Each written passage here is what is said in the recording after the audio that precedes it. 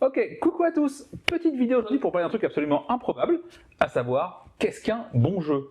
Et avec moi, j'ai l'expert en pas du tout bon jeu. Bonjour Jean-Charles. Joël Bloch.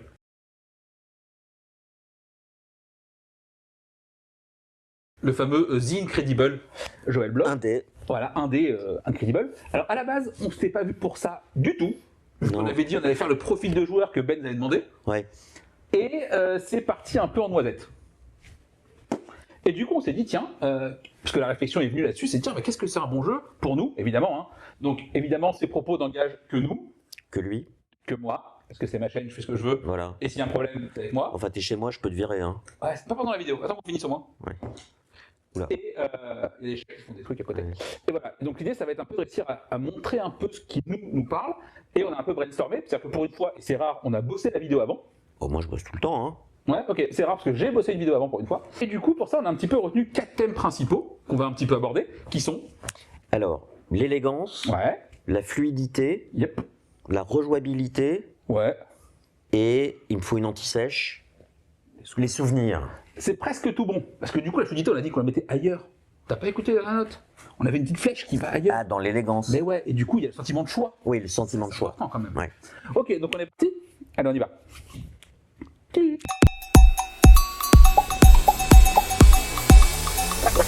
Ok, avant de démarrer, on va faire un petit point tout de suite sur le matériel. Ouais. Parce qu'on en a un petit peu parlé, et très souvent, beaucoup de gens disent « Ah, le matériel, ça compte, machin et tout ». Alors, à titre perso, je me fais agresser par qui, là? Bah, c'est Thor, évidemment. À titre perso, je pense que c'est un peu pareil pour toi. Le matos, il va être important sur les jeux qu'on aime déjà. Oui, alors on est tous les deux des fous de la deluxification, Ouais. je pense qu'on peut le dire. Oui, plateau double couche, si ça on prend. Sinon rien. Ouais, Enfin, on regrette quand il n'y a pas. Ouais, voilà. Et en fait, c'est ça, c'est si le jeu est bon, je vais kiffer améliorer le matos pour vraiment me faire plaisir. Ouais. Et voilà, par contre, ça sauvera jamais un jeu. Bah moi c'est pire que ça, c'est que si un jeu est super bien édité mais qu'il est pas bon, c'est comme une super production d'Hollywood où ils ont dépensé des millions et c'est d'autant plus décevant quand c'est décevant quoi. Ok, ouais, voilà. Donc globalement, le matos ne rentrera pas en ligne de compte dans les critiques pour nous et de ce que fait un bon jeu. Mais globalement, si on aime bien le jeu, il se peut qu'on claque un peu de sous en plus pour égayer tout ça. Un peu. Plus que le jeu, globalement. Ah ouais. Ark Nova. Ouais, j'ai dit ça, l'édition Ark Nova. Ark Nova, à 150 balles, je pense que j'ai plus de 90 balles de luxification d'un jeu à 60. Tout va bien, parfait, on est sur un bon ratio. Donc alors, on va commencer avec l'élégance. Comme nous. Absolument, parce que voilà, on est des apôtres de l'élégance, évidemment. La question, c'est qu'est-ce qu'on entend par élégance? Ouais, vas-y, interro. Hein. Alors, moi, déjà, il y a une pureté de mécanisme, et ça joue à la fois dans l'épure des mécanismes, c'est-à-dire il n'y en a pas trop, c'est centré autour d'un cœur qui est ramassé, et c'est fluide, quoi. Ouais. Et c'est fluide. Alors pareil, la fluidité, c'est est-ce que c'est toi pour toi en termes de jeu, ou en termes de tour, en termes d'action, qu'est-ce que tu t'entends dans la fluidité? La fluidité, c'est mon tour de jeu prend pas des plombes. J'ai pas à me remémorer plein de règles. J'ai pas à feuilleter des aides de jeu à n'en plus finir. Je vais vous prendre par exemple un jeu que j'aime bien pourtant, mais qui est pour moi vraiment pas fluide, c'est Tricarion, parce que à chaque fois que je veux acheter un sort, oh là là, je dois me plonger dans le truc de magie. J'ai réfléchi à faire un programme qui calcule en fonction de ses composants ce qui est accessible, en fait, le meilleur chemin, mais c'est infernal. Autre jeu que j'ai testé récemment qui est pas fluide, en tout cas dans les premières parties, c'était Stationfall. Parce que tu as 27 personnages, t'en tires 15. Si tu les connais pas... Les 15 sont asymétriques, en plus, c'est un peu une angoisse. C'est l'enfer, c'est l'enfer. Ouais. Moi, je sais qu'en termes de fluidité aussi, c'est ça. J'aime bien me concentrer, surtout en plus sur les premières parties, sur ce que je veux faire et pas sur comment je vais le faire. Tu vois, genre, mais attends, si c'est un jour pair et qu'il n'y a pas un rappel plateau qui te dit que tu peux prendre un point si jamais tu fais ça en faisant ça sur une jambe, et donc, ça me saoule, tu vois. Alors, Lacerda, dans tout ça... Pour le coup, c'est pas élégant, mais c'est assez fluide. Oui. Tu vois, parce qu'il y en a plein partout. Oui. Et vu que c'est cohérent avec le thème... Non, mais finalement, quand arrive ton tour, t'as une action... Ouais, et 12 000 actions exécutives, certes. Oui, mais qui peut faire du sens en plus. C'est en fait, voilà. Là, pour le coup, je trouve que ça, c'est le thème qui le sauve et qui rend ça fluide parce que tu te dis, ok, je suis là, ce que je vais faire, qu'est-ce que je voudrais vraiment faire? Et alors, ça marche. Est-ce qu'on fait rentrer le thème dans l'élégance? Alors, je sais pas si le thème rentre, mais peut-être que... peut-être que la concordance entre le thème et les mécaniques, Ouais. genre un barrage, par exemple. Pour moi, c'est l'intersection parfaite, quoi. Voilà, barrage pour le coup, c'est pas forcément fluide mécaniquement, mais ça le devient. Ouais, ça le parce devient. que tout ce que tu fais a du sens. Oui. Tu mets un barrage qui retient l'eau, tu passes par une turbine, enfin. Une fois que tu as fait une dizaine de parties, Oui. Nous, nos premières parties duraient 4 heures, maintenant c'est 2h30, donc ça devient plus fluide. 5. On a compris ce qu'il fallait faire. Voilà. Mais tu peux pas faire un jeu sur un autre thème qu'à ces mécanismes. Oui, c'est ça. Pour le coup, là, c'est pas plaqué. Hein, Ouais. vraiment pas. D'ailleurs, je pense qu'ils sont partis du thème C'est pour incroyable. faire le jeu, parce que dans l'autre sens, ça m'a l'air assez compliqué. Ouais. Tu te dis pas, tiens, qu'est-ce qui descend comme ça? Ouais, le mécanisme de Ouais. ruissellement, c'est juste incroyable. Ouais, Macron d'ailleurs est sur le projet Oui. en ce moment. On coupera au bout. On est près de République. C'est ça. On sait la vérité. Donc voilà, ouais, donc côté élégance, il y a un petit peu ça, effectivement, ce côté, j'ai envie de jouer au jeu et pas d'avoir le nez constamment dans la règle. Et à titre perso, moi, je sais qu'un jeu, pour moi, il est fini, tu sais, quand tu peux plus rien enlever. Ouais. Alors ça, il y a clairement deux écoles, il y en a plein qui vont aimer rajouter plein de trucs, avoir plein de mécaniques imbriquées, machin et tout. Moi, c'est vraiment quand tu cuts tout ce qu'il y a, tout ce qui dépasse, et que t'as un truc à la fin, genre... Oui. Oui. Voilà, ça c'est... Après, c'est perso, hein, mais... Tout à fait. Moi, mon jeu élégance, c'est Hansa Teutonica. Évidemment. C'est une épure C'est aussi épuré que c'est absolue. moche. Et moi, ça me repose les yeux, parce que entre Hansa Teutonica et Prague Caputreni, j'ai pas besoin d'une opération de la cataracte après avoir fait une partie d'Hansa Teutonica. Certes. Voilà, effectivement, Hansa, c'est... Il y a rien qui dépasse. Ouais, Tout est carré. Et d'ailleurs, très souvent, je trouve que les jeux les plus épurés restent dans le temps. Oui, bah oui. Et je pense que ça contribue aussi à ça. Tu vois, genre un brass, bah ça reste dans le temps aussi parce que pareil, c'est clean, il n'y a rien qui dépasse. Ouais. En fait, t'as enlevé un peu tout ce qui pouvait être, tu sais, presque, tu sais, un peu à la mode ou tu Oui. t'es concentré vraiment sur le cœur du jeu. Ouais. Prenons un Coffee Traders. Il y en a partout. Le jeu est bien, c'est aussi thématiquement cohérent, etc. Ah oui. À part la piste sur le côté là, mais c'est roboratif. Voilà, j'ai pris du poids après avoir joué à Coffee Trader, C'est ça. Non mais c'est ouais. sans manger. Et en plus, Coffee Trader, je pense que c'est un jeu où il n'y a pas un groupe de joueurs qui a fait une partie, la première, voire la deuxième, Sans dans erreur. les règles. C'est sûr. Il y a trop de petits trucs. Il y a des chats derrière. Ouais, clairement. Et ça, en fait, aussi, pour moi, ça nique un peu le plaisir du jeu, tu vois. Genre, te dire, ah, attends, vas-y, on a mal joué. En plus, c'est des parties qui vont durer 2-3 heures. Ouais. Et de l'avoir saboté parce qu'il y a un énième point que t'as pas vu. Mais alors, justement, est-ce que je fais un peu du. Est-ce que la longueur de partie fait partie de l'élégance? Je dirais bien longueur de partie ressentie. Ouais. Ça dure 3 heures. J'ai pas regardé mon téléphone une seule fois. Go, 100%. T'as des parties, elles durent 20 minutes. J'ai passé 17 minutes sur Facebook. C'est trop. Ouais. Voilà, je pense que c'est plutôt ça, tu vois. Genre, après, moi j'avoue qu'effectivement, quand un jeu traîne vraiment trop en longueur, c'est rare que je reste. Je suis un enfant. Temps d'attention, 25 minutes. Toutes les 25 minutes, je vais faire autre chose, généralement. Mais ouais.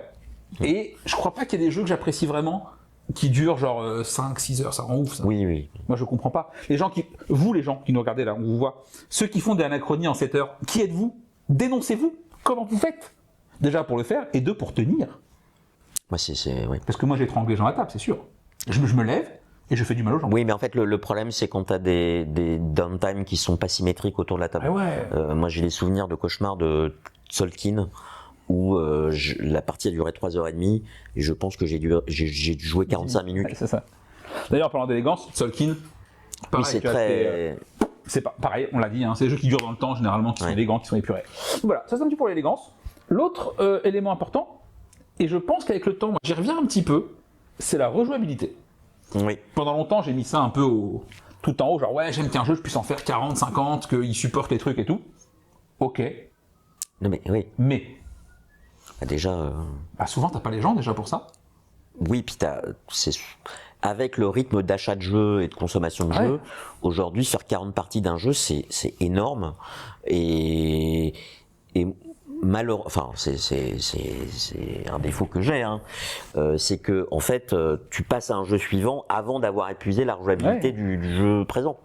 Bah, complètement. Et puis en plus, au-delà de ça, moi je dis souvent, je préfère faire genre peut-être 4-5 parties qui vont m'éclater. Et bah, après 5 parties, bah tant pis, la magie est un peu retombée ou quoi, tu vois. Oui, alors Mais moi. si j'en ai fait 5 qui sont ouf, ça me suffit, tu vois, en vrai. Genre... Alors déjà, mais en plus moi je suis pas d'accord avec enfin ce que disent beaucoup de gens que il n'y a pas de variabilité de setup, il n'y a pas d'asymétrie, etc. Et du coup il n'y a pas de rejouabilité, il n'y a pas une bonne rejouabilité. Bah, il me semble que les échecs sont relativement rejouable, il n'y a pas de variabilité de setup ni d'asymétrie, à part la couleur. Je fais n'importe quoi quand je mets les pions au hasard sur le... Oui, non, ça c'est tempête sur l'échiquier. Ah merde, pardon, ok.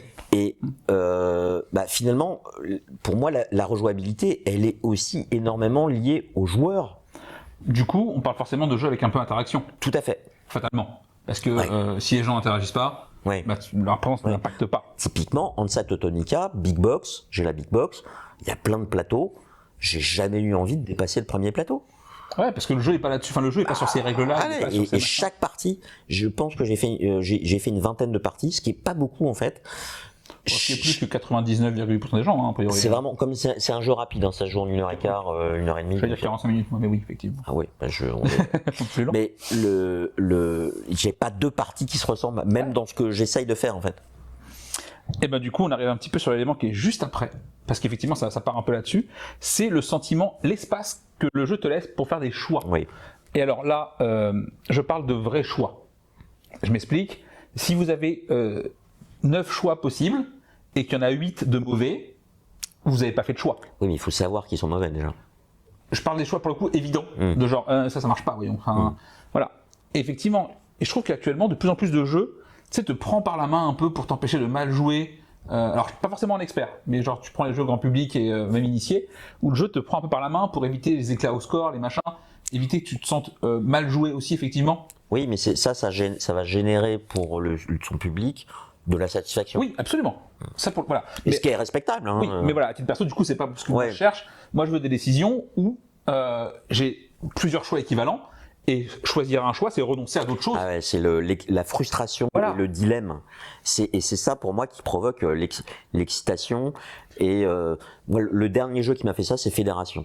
J'aime beaucoup le moment de poser son jeton. Est-ce que je joue à gauche, à droite? Ce petit déchirement de genre. Bon, si je fais ça, c'est pas autre chose. Et moi, j'aime beaucoup ce moment de tension de qu'est-ce que je joue maintenant. Et du coup, si on détricote, c'est-à-dire que j'aime beaucoup les mécanismes. Enfin voilà, c'est une intelligence de mécanisme. Et en plus, moi je trouve que ce sentiment de choix que tu vas faire, qui est impactant et qui est frustrant, c'est aussi ça qui va t'apporter de la satisfaction à titre personnel quand ça fonctionne. Oui. Tu te dis putain, j'ai réussi à faire ce que je voulais. Alors qu'il y avait d'autres solutions que j'ai pas prises, mieux, moins bien. Du coup. Je sais pas, moi je sais que sur un jeu, si tu me demandes, tiens, c'est quoi le meilleur coup à faire genre en début de partie, si ma réponse elle peut être définitive, c'est qu'il y a un problème. Oui. Tu vois, si je peux te dire, c'est ça qu'il faut faire, ça me convient pas. Oui. J'aime assez le ça dépend. Oui. Et ceci dit, pour rebondir sur ce que tu disais sur la satisfaction de voir le truc se réaliser et de marcher, moi ça m'arrive d'avoir des parties frustrantes, en fait, en tout cas de m'en prendre plein la gueule, pour pas citer barrage. Malgré tout, parce que c'est un jeu qui est punitif, donc on peut passer un sale quart d'heure. Moi, j'ai jamais passé une mauvaise partie de barrage. T'apprends ? 1, j'apprends, et 2, je suis tellement émerveillé devant les mécanismes et devant l'intelligence. Malgré tout, je vais rester dans la partie dans le sens où je vais essayer d'optimiser ce qu'il me reste à faire. Et ça reste intéressant ces choix-là, quoi. Non, voilà. Donc clairement, ce sentiment de choix pour moi, c'est peut-être le critère peut-être le plus important au final. C'est ce moment où, en fait, moi, je sais que un jeu qui me frustre sur rien et où je peux...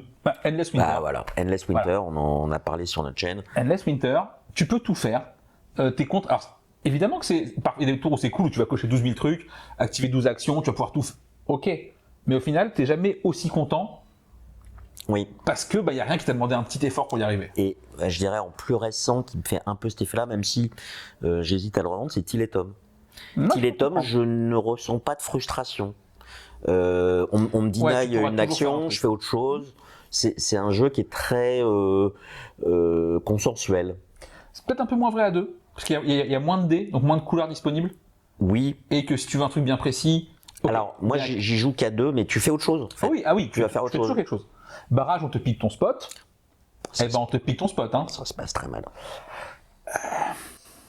Qu'est-ce que c'est bon. Là, je joue à Projet Gaïa en ligne il n'y a pas longtemps et je lui fais putain, j'ai un coup à faire qui est trop bien. Mais si je peux le décaler d'un cran, d'un tour, je suis trop bien. Et là, tu as une vraie question de genre, est-ce que je prends ce risque ou pas parce que si ça marche, c'est la folie, mais la proba que ça foire, elle est tellement élevée. Oui. Et là, tu as un vrai arbitrage à faire. Et c'est pas le jeu qui te dit ce qu'il faut faire. Tu vois, c'est vraiment, ok, est-ce que je tente le diable ? Ça se verra pas. Ouais, et si jamais ça se voit pas, du coup, je me mets trop bien. mais si ça passe pas, comment vous dire, ça va être long la fin de la partie. Ouais. Voilà, et ça, moi, ouais, tu vois. Et puis même ce moment aussi où quand tu refais la partie après, savoir que tu aurais pu faire des choix différents. Oui. Se rejouer la partie après tu te dis, en putain, tête. si j'avais fait ça à ce moment-là, ça aurait pu être différent et apporter d'autres choses, tu vois. Ouais, et ça veut dire aussi qu'il y a des axes clairs et des moments clés dans le jeu, quoi. Voilà, oui, c'est ça. Et ça c'est important, tu vois. Parce que les parties que tu vas jouer, tu aurais fait quoi différent. En fait, moi, je pense que c'est ça qui me rend fou. C'est si jamais je perds une partie. Et tu sais pas pourquoi. Ouais, et que j'ai pas trouvé d'option différente à un moment donné, tu vois, genre, est-ce que j'aurais pu faire autre chose? Mais le jeu te laisse pas l'opportunité de, ou... Oui. Et en fait, quelque part, si je reviens sur Till et Tom, tu peux gagner ou perdre. Bon, tu sauras pas forcément quoi corriger à la partie suivante. Oui, et puis tu sais, moi, ça c'est, tu le sais, genre à barrage, à Projecaya, même à Brass, tu le sais aussi, tu sais le moment où tu as perdu. Enfin, quand tu refais la partie, tu te dis, ok, je perds à ce moment-là.